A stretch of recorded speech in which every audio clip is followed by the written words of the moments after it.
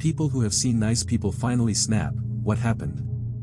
This woman, Mary, I worked with was always pleasant and cheerful, said hello in the lunchroom, and was generally liked. She worked in finance on special projects. She said she wanted to retire, in a few years, and she had been working there for 15 years. Her boss started pressuring her to complete our annual budget report faster, but this thing was huge, comprehensive, and a figurative beast. Mary told the boss it would be ready in a couple of weeks, per the usual schedule. The boss said it needed to be completed within 1 week to give to the higher-ups. Mary said it was not possible. The boss emailed Mary, CCNG a bunch of co-workers and the assistant managers, calling her out for a poor work ethic and for making the department look bad. Mary said it was not possible and that she did not appreciate being bullied. She put in her notice to retire by the end of the week, leaving her boss high and dry. She was the only one who could do the budget report in a timely manner, so the department was double screwed. Good for her. Back in 5th grade, I was super lucky to have the elementary school's favorite teacher. Every single student loved her. My class was always super loud and annoying. We were working on some assignment before PE, and everyone was pissing her off. She was only allowing students to go out if they finished the assignment. My slow ass was unfortunately one of the last kids in the room. This one student, who was a go-doffel and annoying little shit, was being way over the top.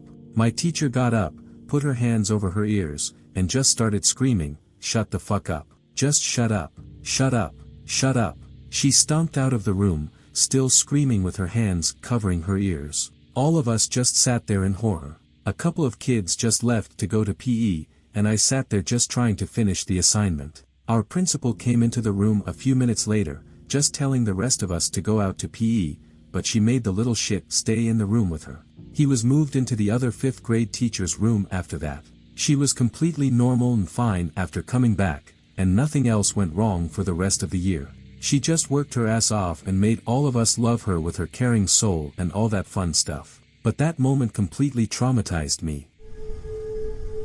A long time ago, I used to do call center tech support for fairly complex issues. A really nice, quiet guy went through the same training class. He talked if you talked to him but never went out of his way to chat. Right after training, the call center changed a ton of stuff.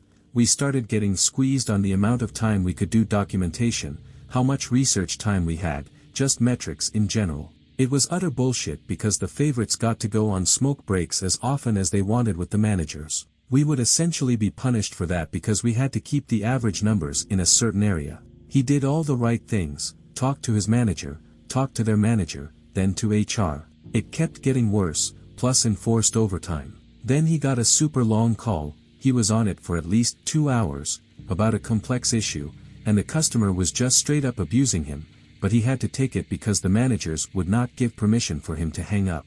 And they were basically screaming at him to resolve the issue and get to his next call, but we could not end calls, the customer had to. One day, he just stood up, stepped onto his chair, then onto his desk, threw his headset on the desk, and sort of growled something like, "Fuck this," quietly. He looked around, staring people in the face, especially the ones who took those long breaks and the managers. Then he walked out, and no one ever saw him again. Everyone was super quiet and afraid to move or say much of anything.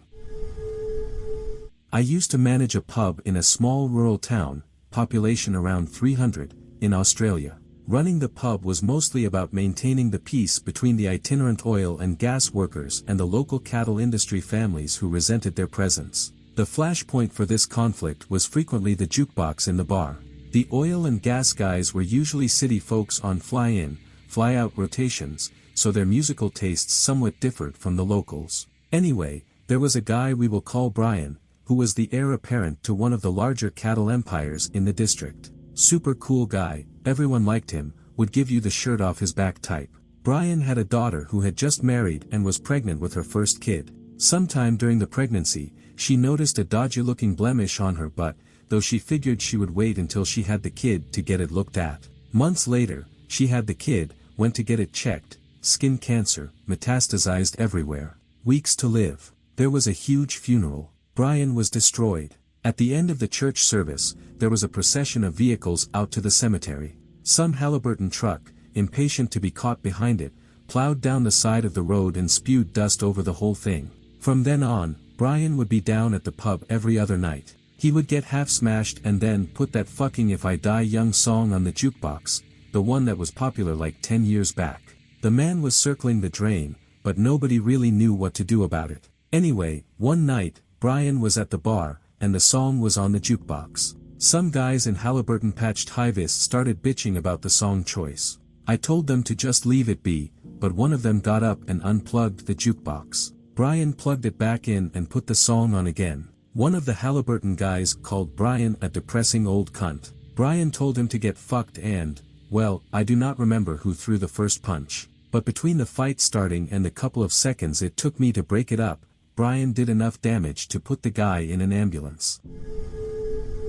An acquaintance of mine, Daryl, was always a quiet kid who bothered nobody. Given that he was 6 feet 5 inches and 250 pounds, he played football and was generally respected and liked. One day in Spanish class, the class clown was making his usual rounds talking shit until he got to this one girl, Nellie. He never really made fun of people of the other sex, so everyone around him was telling him to fuck off, but he kept going and finally got to the birthmark on her neck, which was very large and dark red. He told her that it dropped her a few numbers down. At this point, just about everyone and their grandma in the class was standing up, about to rush him, except for Daryl and a few others, until Daryl got up, waltzed over to the class clown, picked him up by his hair, and said, and I quote, "If you don't shut the fuck up right now, I am going to put you through that fucking wall." Points to the nearest wall. He dropped the clown and walked away. A few seconds later, with his band of merry men behind him, the clown tried to jump Daryl in the middle of the class.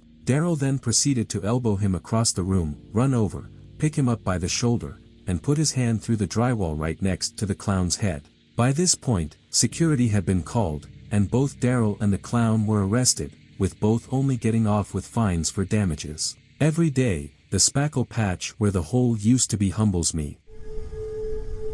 One of my middle school friends, whom we will call Bob, was about half a foot shorter than everyone else. Everyone was around 5 feet. He was an interesting, in a good way, dude, interested in learning, played video games, great to hang out with. But he looked scrawny. Honestly, he did not look like he could hurt anything. For some context, our gym teacher was an asshole. He gave everyone nicknames, some good, some bad. He was always sarcastic, always berating everyone, speaking down to us instead of encouraging us. One day, the gym teacher said something about Bob's mom. Bob's mom had fibromyalgia and some other conditions that made her weak and unhealthy not by choice. And something in Bob snapped. Bob completely took down this 6 feet 5 inches monster of a gym teacher. The gym teacher looked like he stood no chance at that moment. They were quickly pulled apart, and Bob got expelled and had to move schools, while the gym teacher was fired for fighting a student and being an overall asshole. When I was in high school, my group of about 6 friends was sitting at a round table in the cafeteria for breakfast. A table over, some girls had been tossing small chunks of their food in our direction. My one friend, M, wore her hair in an unusual, spiked-up style, and I guess the girls at the table were trying to land food in her hair while cackling to themselves. Cue my quiet, sweet, introverted friend, K, getting so angry I swear steam was coming out of her ears. One of the girls had thrown a decent-sized piece of her egg patty at us, and it landed on the floor near K's foot. K proceeded to step on the egg patty, pick it up off the ground, walk over to the table of bullies, and shove the egg directly into the mouth of the one who had thrown it. This was such an amazing moment in my high school memory. I could not believe what I was seeing, as K was the last person I would have expected to do that. Of course, she did get in trouble, but she did not regret it one bit. A guy I had worked with for about 10 years never could get ahead at work. He was not bad, but he just did not really excel. He was always kind, always ready to laugh and crack a joke. Never saw or heard him be mean, but apparently, he and his wife were having some trouble, though I had not heard him talk about it much. One day, while his youngest was out at church with a family member, he flipped out and shot his wife, then himself. Another woman I had worked with even before that, but at the same place, was super sweet and always smiling. She was in the middle of a divorce and drowned her 3-year-old daughter in a bathtub at her dad's, the kid's grandpa's, house because she did not want to share her with her ex after the divorce. She is still in prison as far as I know. Both are kinda fucked up. A guy I knew freshman year was super chill, we will call him James. He was the kind of guy that if you did not like him or picked on him, everyone just hated you. One day, this absolute douche of a junior, who thought he was so tough just because he was older, was picking on a group of freshmen for literally nothing. So James did the appropriate thing, stepped in and told the junior to knock it off. Now, James was not a very big dude, maybe 5 feet 6 inches and 120 pounds, give or take. The junior, on the other hand, was about 5 feet 11 inches and 190 pounds, a fairly large difference. So this junior dude starts acting all tough and being a douche like usual, and James just sucker punches this dude in the stomach and proceeds to rock his shit. The junior ended up in the hospital with a broken arm and a pretty messed up face. Nobody really bothered to ask James how he was able to beat this dude up so badly, but bottom line is, we all became very scared of James. A friend of mine was nicknamed Rat because he was skinny with a big nose. Super nice guy who had a lot of friends but never a girlfriend. Senior year of high school, he finally had one, and she also rode the same bus as us. There was this guy who thought he was so cool, and he started asking her how she could date Rat because he was so ugly. He had bullied Rat for years, and Rat always seemed to ignore it. But then the guy asked the girlfriend if she felt fat standing next to Rat. He could have said anything about Rat and probably gotten away with it, but once he started making fun of his girlfriend, that was the last straw. They started pushing and shoving on the bus, and the guy challenged Rat to a fight. They all got off at the next stop. I still remember everyone plastered against the back windows of the bus, watching. The bully had his fists up, dancing around like he was a boxer. Rat threw one punch, and down he went. Broke his nose and cheekbone, pushed part of his nose into his brain. He needed surgery and had to wear a cage around his face when he returned to school. The whole time he was recovering, he kept calling Rat's girlfriend names, knowing that as long as he had the cage on, nothing would be done to him. After months of rehab and training, he decided to challenge Rat to another fight. They got off the bus together again, and once more, he put up his fists and started dancing around. And again, Rat hit him right in the nose, down goes Frazier. Everyone yelled, and the bus driver pulled over to radio for help. We honestly thought he killed him, just broke his nose again. I am sure he thought the first time was a lucky punch and that there was no way a skinny kid would get him twice. Now, thanks to Rat, he had a permanently flattened boxer's nose. I lost track of Rat a few years after college. He was still skinny, still going by Rat, and still a nice guy. Life seemed good for him. This was in the 70s. Today, the police would have been called, and lawsuits would have been filed. I take my cat to a vet who also has 100 cats living at the clinic. Some of them are just unsociable, some are blind or have other horrible handicaps, and the clinic is basically hospice care for still others. Long story short, the doctor, her staff, and the volunteers are all saints. Unfortunately, word has gotten out, and some people now think of the clinic as the place where you can dump unwanted cats, which they really cannot. It is already at capacity. Anyhow, I am waiting there one day for a routine checkup, and this Kardashian-looking woman, covered in jewelry and expensive clothes, walks in with a perfectly healthy-looking cat. She tells the woman behind the counter, "I'm leaving town, I can't take the cat, so I'm donating it to you guys." The employee explains that no, that is not a sweater in her hands, and this is not Goodwill, it does not work that way. Oblivious to her surroundings, there are maybe a dozen people there, between patient parents and staff. She is not even making an effort to talk discreetly. After being refused, she says, "Fine, if you don't take the cat, I'm just going to dump it on the street." She has a brief stare down with the woman behind the counter, maybe assuming she can guilt the clinic into taking her cat, then walks away. Another customer, a big, beefy guy, who has been watching this, intercepts her before she can get to the door, and proceeds to say something so vivid, I wish I could repeat it verbatim, but I can paraphrase it with some highlights. "Lady, you want to dump the cat? Fine. I'm going to give you what you want. I'll take your cat. But the price is that I'm going to berate you in front of everyone here, you useless fucking cunt. You're so goddamn selfish you won't even cough up 69 cents a day for a can of Friskies. You don't fucking deserve the generosity of the people who work here. You want to fucking blackmail them into preventing a cat murder? You disgust me. This was R. Lee Ermi level shit. By now, the doctor herself has shown up. She does not know exactly what is happening, but it has gotten pretty loud. Obviously, she does not like people swearing at others in her waiting room. It is bad for business. The guy turns to her and says, "Look, you're probably used to it, but I get angry when I see people who mistreat animals." Freshman and sophomore year, the same kid gave me shit at the bus stop and the whole walk home. Every single day, non-stop harassment, just kept needling me constantly. So many people asked me why I took it, but I was just really shy and passive at that age. I stayed quiet and did not react. One day, the kid tried to push me into some bushes, thinking it would be funny. He had never gotten physical before.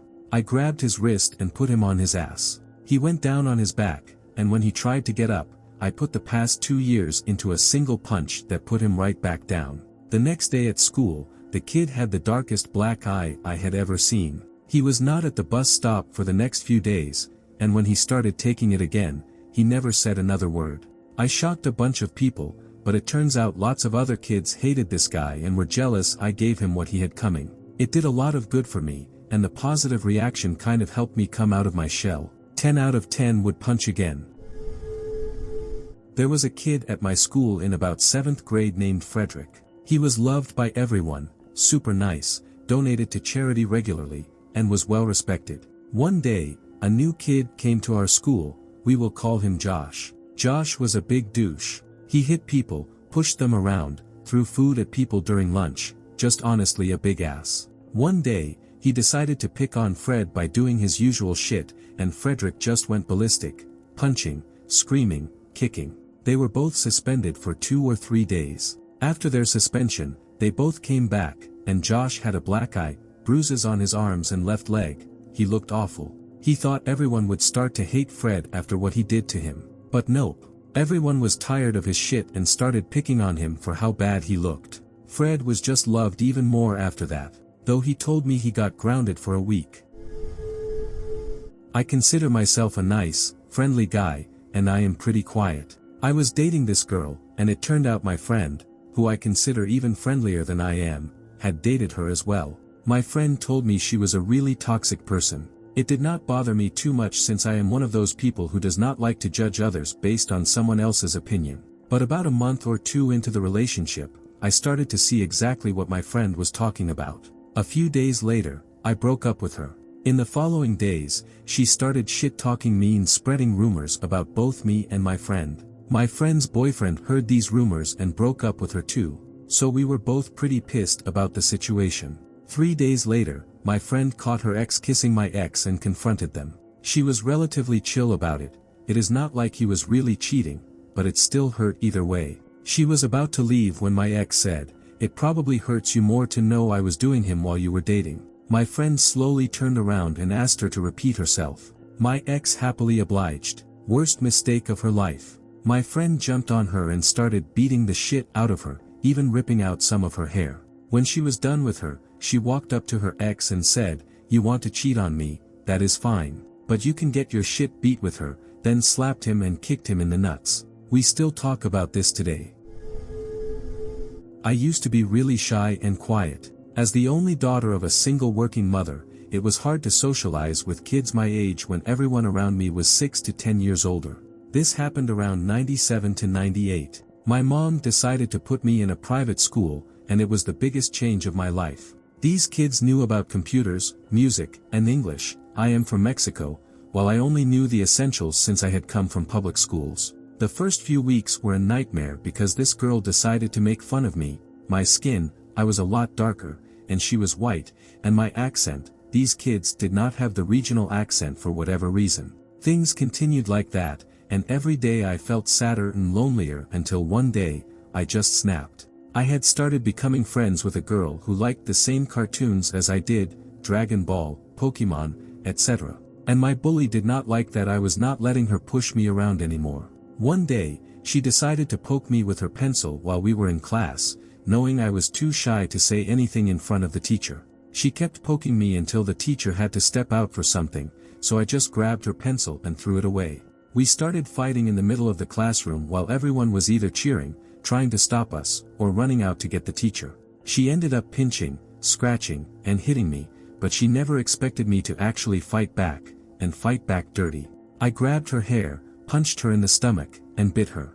I do not remember what happened next or how I avoided getting expelled, but 2 weeks later, I was at recess, eating my lunch and happily talking with my best friend, when out of nowhere, the bully walked up to us, handed me a bag of pizza-flavored Cheetos, and we never spoke about it again.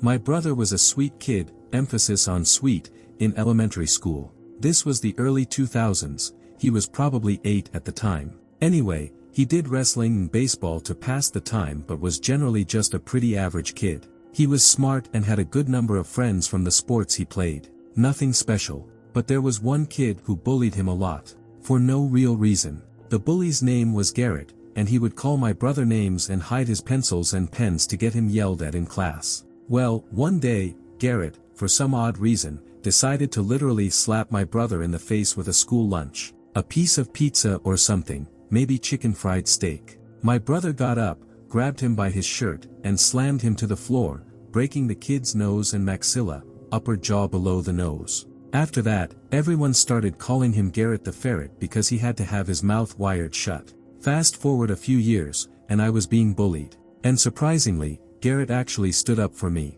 I do not know if he got his shit together or was just afraid of someone bullying me, knowing how my brother handles things. This is actually my story, which I have told in parts before. So, me and this guy were friends in high school but became basically inseparable from the end of junior year to graduation. We hung out a lot until I moved 4 hours away for college. He started doing pot in high school, and I tried it but never saw the hype. Gradually, he started doing more and more shady things. We had a well-established bro code in our friend group and all agreed on the rules when setting it up. One of the rules was, don't date a bro's ex without his permission. I had a sketchy ex that he wanted to date, so I warned him about her but recognized that his life was his choice. Then, he broke up with her, which I kinda saw coming. After a while, he became really self-absorbed because he got a college grant and started shoving it in everyone's face. Basically, he got free college and $1,500 a month while he was in class to spend on whatever. While this was all happening, I was going through my own troubles but kept them to myself. Once those started to boil over, I talked with him about them. I hated my job and was worried that I had gotten my then-girlfriend pregnant. I didn't, thankfully. I was having an anxiety attack over it, and he called me a little bitch. Definitely not high on the list of comforting things to say. A couple of months later, the ex that I was heartbroken to leave when I moved posted on his story, hacked, "Love you babe lol." I was livid. He basically shrugged it off and said, "You didn't want her, so why are you upset?" Well, when we all promised not to do that, I held you to it. That shouldn't be a surprise. Finally, a couple of months later, I was even more depressed. My girlfriend broke up with me, I was still at that job, on the wrong antidepressants, and had no friends where I lived. One day, he calls me at 11 p.m. and says, "Hey, me and other friend are online, get on." I calmly say, "Nah man, I'm tired. I'm going to bed." He says, "Ugh, you always do this, putting yourself before your friends." I stopped. I retaliated, that's some big talk for someone who's come to visit me once in 3 years. I had driven 4 hours one way to spend time with them 4 times in that span, and I was fucking broke. This motherfucker had no money problems or job. This, of course, started a fight, which escalated the more we talked. Whole paragraphs of him saying I'm a bad friend for not putting him first, and me providing legitimate evidence as to why I was sick of his shit. Finally, he called me a little bitch again, and I said, "Fuck it, gloves are off. Here's all the shit you've done to me." I listed everything he had done and never apologized for, and everything I had done for him without a single thank you, and there was a lot. To this, he said, "You're not gonna keep any friends like me if you treat them like this." And I simply said, "Good. That's the point." I have not spoken to him in 2 years and have no intention to. I will not apologize because I have nothing to apologize for. To make a long story short, I went to a middle school that was very conspicuously gerrymandered. About 60% of the students came from upper-middle-class neighborhoods, while the remaining 40% lived in what felt like the backdrop of a 90s John Singleton film. That being said, it was an interesting mix of students and always a great laugh. In 8th grade, I decided to take Spanish as a foreign language. While I was serious about learning as much as I could, the other half of the class spent most of our periods roasting each other, beatboxing, and generally turning the room into pure chaos and good humor. Enter my Spanish teacher. She was at most 23, beautiful, sweet, and very naive. From the moment she walked into the class, she truly believed she was there to change lives, a task whose impossibility would quickly become apparent. As time went on and the absolute madness in the classroom became more and more apparent, one day she just snapped. She walked over to the corner where some of my classmates were literally playing dice, gambling in the middle of class, grabbed their cardboard and dice, threw them across the room, and just exploded. I have never seen anything like it. She went from sweet and soft-spoken to screaming at the top of her lungs, completely losing it. In a single class period, she suspended 9 students, threatened suspensions for anyone who so much as spoke a single word for the rest of the year, and even flagged down security guards to physically remove some of the more intense problem students from their desks. About a week later, she disappeared and was never seen at school again. Wasn't a friend, but it was me. In high school, we had a program for mentally challenged kids, and it included students with a range of different disabilities. One day, I was with my friends during lunch when we noticed a big circle of kids. Curious, we walked up to see what was going on, only to find some complete jerk shoving and making fun of a disabled kid. You could tell the kid was scared and confused, not understanding what was happening. Nobody stepped in to help. Everyone just watched. Before I could do anything, the supervisors came and broke it all up, but I was still pissed. After school, I found that guy and asked him why he thought that was funny. He was with his friends, and he tried to act tough, saying, "It was just a joke, I was just messing around." I snapped and beat the crap out of him right there in front of his friends. They tried to stop me, but I was already too pissed. When I was done, I looked at the rest of them and asked, "Anyone else want to go around with me?" They didn't say a word and just walked away with their friend. Who in their right mind thinks it is okay to bully and pick on a disabled kid? Seriously, some people have no decency. A really calm friend of mine got annoyed every single day by this other dude in our class. I do not know if I would call it bullying, but it was just non-stop stupid little things every single day, and he would not leave him alone for months. He kept pushing it further and further, up to a point where he would literally spend hours in class tossing paper balls at him, page after page. Then, he switched to those spitball things, shooting them out of a blowgun made from a pen. One day, as usual, he kept doing it over and over. It was hot in school, we had no ventilation, everyone was sweating and feeling itchy, and it was a long school day. Then it happened.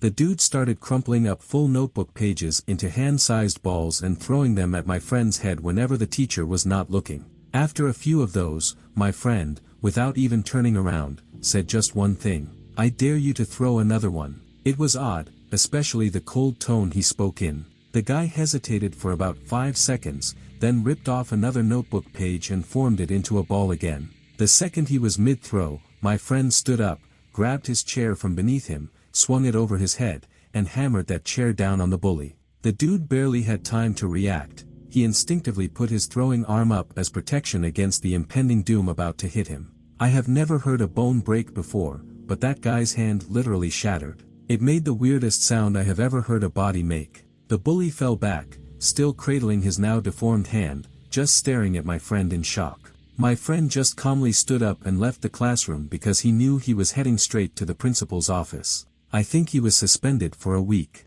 The only thing I can say after that is, that guy never messed with him again. No one did. That was probably one of the most badass things I have ever seen, but honestly, that bully had it coming. I am honestly surprised my friend only hit him once. Bit of a different story, but it made me think of it. There was this guy I was friends with, maybe dating. He was oddly detached but extremely kind to me. I was the only person he seemed to like, other than his mom. He never did anything but sweet, incredibly thoughtful things for me. He found my favorite album on vinyl and had it ready to go every time I came over, let me nap and tucked me into his bed when I showed up exhausted after work, even taught himself how to make special hot chocolate from scratch just to drink it with me and pretended to like coffee because I loved it. One time, we were sitting in his living room at his cabinet grand piano. I am a singer, and he would always ask me to sing for him whenever he could, whether it was singing along to vinyls in his room, messing around while we ate lunch, or playing karaoke tracks on YouTube just so I could sing to him. He said my voice brought him peace. He knew a little bit of piano, enough from childhood lessons to get by, and we were sharing the piano bench while he noodled around on the keys and I tried to make a melody over it. Then his little brother came up the stairs, completely harmlessly, talking to their mom in the open concept kitchen. The guy I was with immediately turned around and yelled at him, as brothers do, "Can you be quiet? I can't hear her." His brother shot back, "Shut up, I'm just talking to mom," clearly pushing his buttons. And then, the guy I was with got up off the bench, jumped clear over the coffee table, and threw a full-force right hook straight into his brother's jaw, just because he was speaking over my song. There was a little blood. I was so horrified, but mostly just shocked. It happened so fast I couldn't even blink. I later realized he had an extremely violent temper and was probably, genuinely, a sociopath. He seemed to feel no real empathy toward anything.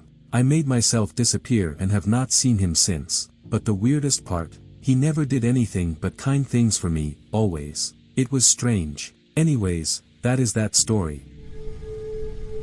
Somebody messed with my brother. Don't do that. Middle school, I was in 8th grade, my brother was in 7th. I had never fought anyone in my life, never made a point of being mean, and hated confrontation up until this point. One day after school, I walked outside to where we got picked up and saw some kids shoving my brother around, throwing snow at him, swinging their binders at him, and calling him a bunch of vile, nasty names I do not even want to think about. I lost it. Absolutely lost it. I pulled my brother out of there and just started screaming and swinging. He was crying. I was yelling so loud my voice hurt for a week. I told them to leave, get the fuck out, all while surrounded by people who had never heard me curse or raise my voice against anyone. I do not really remember much of what happened after that, but I know they got suspended for a week and stuck with some random school chores or something. Nobody ever messed with him again, at least, not at that school. You can mess with me or bully me all you want, but don't touch my family. I have not fought or lost it at anyone since. My brother and I still fight with each other, because we are siblings and that is what siblings do, but he knows I have his back no matter what.